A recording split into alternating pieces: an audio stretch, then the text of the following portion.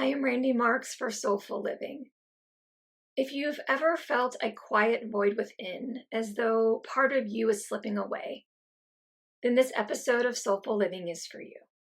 Today we're exploring the experience of spiritual death, not as a sudden event, but as something that happens gradually, one compromise at a time. It often starts small, saying yes when we mean no, staying silent when our soul begs us to speak, or pursuing what's expected instead of what's authentic. Imagine agreeing to take on extra work when you're already overwhelmed just to avoid disappointing someone, or keeping your opinions to yourself in a conversation because of your fear of being judged. These small acts of self-abandonment might seem harmless in the moment, but they set the stage for a pattern. Each compromise chips away at our connection to ourselves, and before we know it, we are moving through life on autopilot.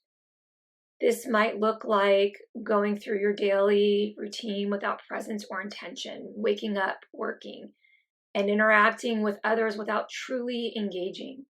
It could mean neglecting your passions, avoiding reflection, or simply feeling like every day blends into the next without meaning or joy. For example, you might find yourself in a meeting nodding along without processing the conversation, or scrolling through your phone during a family dinner, barely aware of the moment. So how do we know if we are experiencing a spiritual death? Here are some signs to watch for. A constant feeling of emptiness or disconnection. This might feel like going through your day with a heavy heart or a sense that something is missing, even if you can't identify what it is. For instance, someone might have all the external markers of success, but still feel unfulfilled. Suppressing your emotions instead of expressing them. For example, you might feel anger, sadness, or frustration, but push it down to avoid confrontation or discomfort.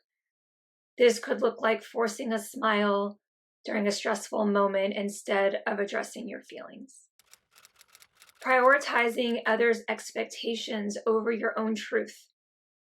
This could look like choosing a career, relationship, or lifestyle based on what others think you should do rather than what feels right for you. For instance, staying in a high-paying job that drains you because it's what society deems successful. Avoiding stillness or reflection because it feels uncomfortable. You might find yourself constantly distracting yourself with work, social media, or entertainment to avoid being alone with your thoughts. Perhaps every moment of downtime is filled with scrolling or binge watching to avoid confronting what's really going on inside. The beautiful thing about spiritual death is that it's not the end. It's a wake-up call, a chance to shed the layers of compromise and reconnect with our true selves. Here's how we start. Pause and reflect. Create space to ask yourself, where am I making compromises that don't align with my values? Try prompts like, what decisions or actions leave me feeling uneasy or drained? Or what am I saying yes to that I want to say no to? Journaling your thoughts can help you uncover patterns and areas where change is needed. You could also reflect on moments when you've felt most alive and ask yourself, what was I doing and how can I create more opportunities like that? Second, setting boundaries. Learn to say no to what drains you and yes to what nourishes you.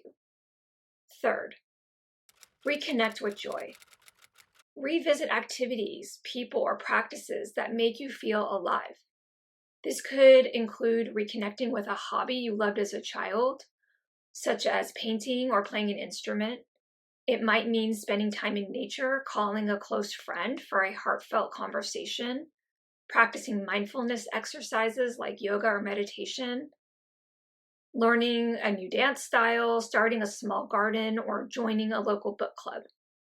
Think about what makes you feel most present and at peace, and make time for those things. Fourth, seek support. Whether through a coach, a community, or a spiritual practice, find allies who encourage your growth. This might include joining a meditation group, attending a workshop on personal development, or connecting with a mentor. You could also explore spiritual practices like guided meditations, gratitude journaling, or setting daily intentions to anchor your day.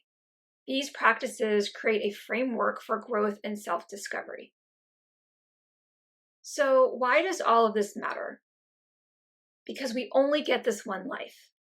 The time that we have here is precious, and it matters deeply what we do with it.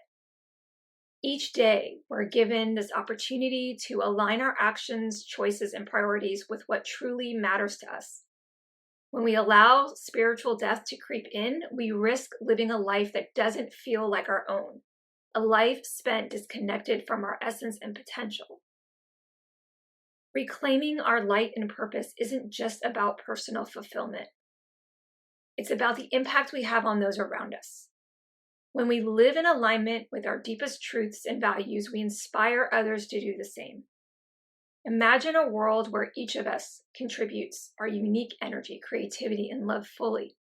That world starts with our choices, starts with us, the choices we make today. Remember, every moment is an opportunity to choose differently, to reignite your inner light, and to step into the fullness of who you are. Thank you for joining me on this journey. If this message resonated with you, please like, share, and subscribe for more soulful insights. And let's continue the conversation in the comments. Let me know what's one small step you can take today to reconnect with yourself. I'll see you next time.